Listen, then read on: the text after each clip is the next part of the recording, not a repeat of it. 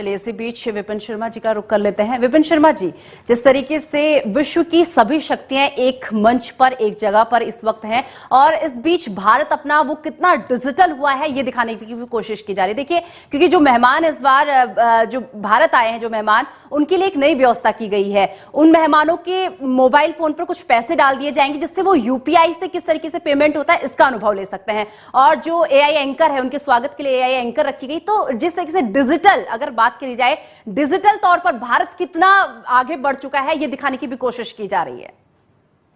निस्संदेह निशा जी, यही बात समझने की आवश्यकता है कि ये नया भारत है और यहाँ पर महज हम बोलते नहीं हैं, हम करके दिखाते हैं। Action speak louder than words. और यहाँ पर हम लोग 6G की जब बात करेंगे तो वहां पर भी जो दुनिया को जो 6G में रास्ता दिखाएगा वो हिंदुस्तान होगा। Will be the torchbearer. और यही बात है कि हिंदुस्तान को अब विश्व गुरु बोला जा रहा है और वो दिन दूर नहीं जब हम लोग महाशक्ति बनेंगे। लाल किले की प्राचीर से जब देश के माननीय प्रधानमंत्री नरेंद्र मोदी ने अपना एक सपना साझा करा था देशवासियों के साथ कि आने वाले वक्त में हम हिंदुस्तान की इकोनॉमी को $5 ट्रिलियन बनाएंगे, तो मुझे नहीं लगता कि अब किसी को इस बात पे कोई आपत्ति होगी कि वो दिन भी दूर नहीं कि जब हम लोग अपनी अर्थव्यवस्था को भी $5 ट्रिलियन तक लेके जाएंगे। और हम लोग इस समय वर्तमान के दौर में 5वें स्थान पर हैं। और प्रधानमंत्री जब अमेरिका के दौरे पे गए थे, उन्होंने बोला था कि आने वाले वक्त में हिंदुस्तान की अर्थव्यवस्था 3रे नंबर पे आएगी। और ये आर्टिफिशियल इंटेलिजेंस का दौर है। और एक दौर था जब आयुर्वेदा की हम लोग बात करते थे, हिंदुस्तान ने पूरे विश्व को 0 दिया और आयुर्वेदा का ज्ञान भी हिंदुस्तान ने दिया, योगा का ज्ञान हिंदुस्तान ने दिया। और जब प्रधानमंत्री अपने दौरे पे गए थे अमेरिका इस वर्ष, तो वहां पर जब योगा लोग कर रहे थे तो वो दृश्य देखते ही बनते थे। और जैसे कहते हैं पिक्चर स्पीक्स 1000 वर्ड्स। और यही बात है कि अब इस समय हिंदुस्तान जब नेतृत्व कर रहा है, मेजबानी कर रहा है G20 की, तो सारे विश्व की निगाहें हैं।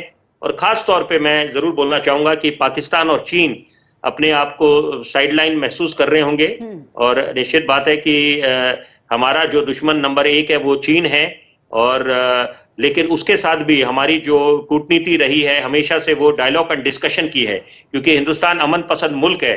हमेशा चाहता है कि अपने पड़ोसियों के साथ और बाकी मुल्कों के साथ अच्छे मधुर नाते रहें। वो अलग बात है कि कुछ देशों ने ठान रखा है कि वो लोग बाज नहीं आएंगे और उनकी विस्तारवाद की नीति है।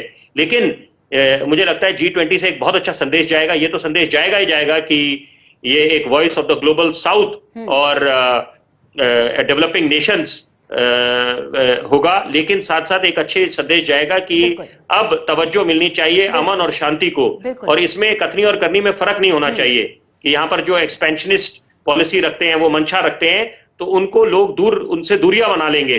और कोरोना काल जब सदी की सबसे बड़ी महामारी आई, वहां पर भी हमने क्या देखा कि पहले हमें लग रहा था कि वुहान शहर से एक सिर्फ वायरस निकला है। धीरे धीरे जब पूरा विश्व बीमार हुआ, कोई ऐसा मुल्क नहीं था जो बचा हो कोरोना वायरस से, तो वहां पर यह अंदेशा जताया गया कि ये एक गैर रासायनिक युद्ध भी हो सकता है, बायोलॉजिकल वॉरफेयर। तो यहाँ पर अब जो है, दो मैं जरूरी बातें बोलना चाहूंगा कि जो ग्लोबल बायोफ्यूल अलायंस होगा, जिसके अपने मायने, जिसको हिंदुस्तान आगे लेके जा रहा है। और सबसे बड़ी बात है टेक्नोलॉजी ट्रांसफर की जो बातें होंगी, कुछ व्यापारिक समझौते होंगे, तो ये बहुत अच्छी बात है। और जहां तक यूक्रेन की बात है, उसमें नहीं मुझे लगता कि कुछ समझौता बनेगा, कंसेंसस बनेगा, क्योंकि अलग अलग गुट बने हैं।